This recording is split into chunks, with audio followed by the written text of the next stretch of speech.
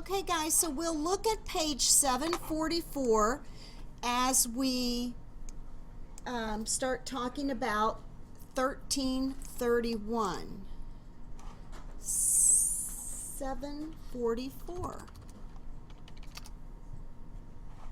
Okay, so the problem we're going to look at, internal controls and the integrated audit of fixed assets. The following questions might be addressed in an evaluation of internal controls for fixed assets. So for each of the questions below, we're going to indicate why we're going to have that control and the impact on any substantive procedures if the answer to the question indicates that it's a weak control.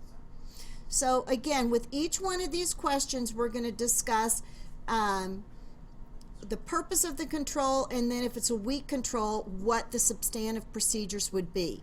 So we're going to, each one of us is going to take one of these and we're going to go around and work them together. So Dominique, do you mind starting? Yep. Does the client periodically take a physical inventory of the property and reconcile to the property ledger? So does a client periodically take a physical inventory of the property and reconcile to the property ledger? So what would be the purpose of that control? So the control procedure is going to be periodic physical inventory of assets, okay? So the purpose of that is why?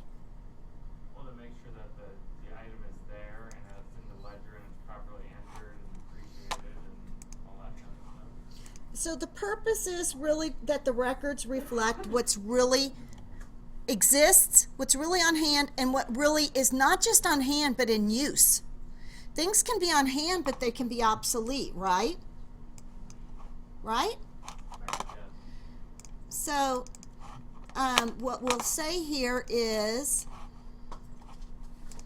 we're going to talk about, I'm going to just show control procedures and then purpose of control procedures and then impact on the substantive audit procedures. Okay, so the first one we said is periodic physical inventory of assets, and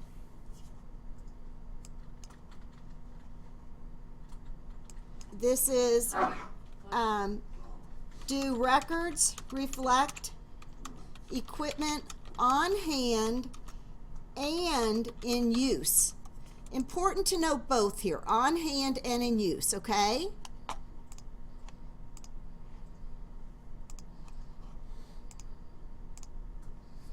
I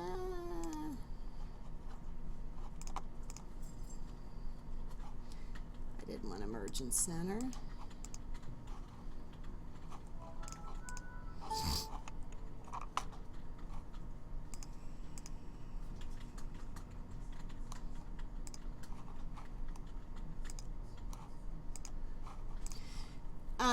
So we've got that, and then what type, if let's just say that in doing some of this analytical testing that we find out the controls are weak, that it's not, you know, what we're showing is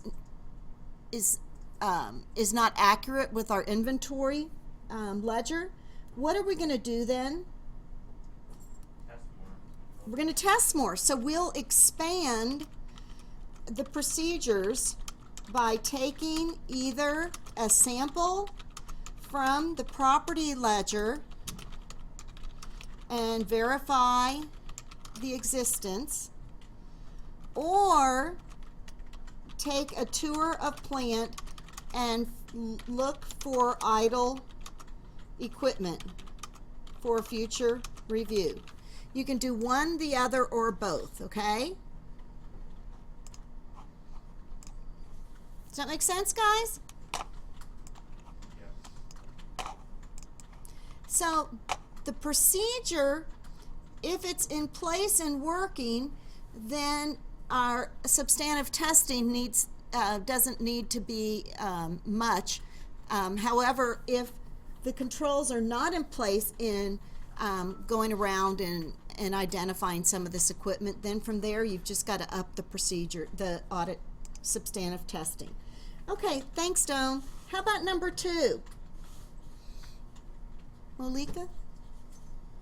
Does the client have a policy manual to classify property and assign an estimated life for depreciation purposes to the class of assets?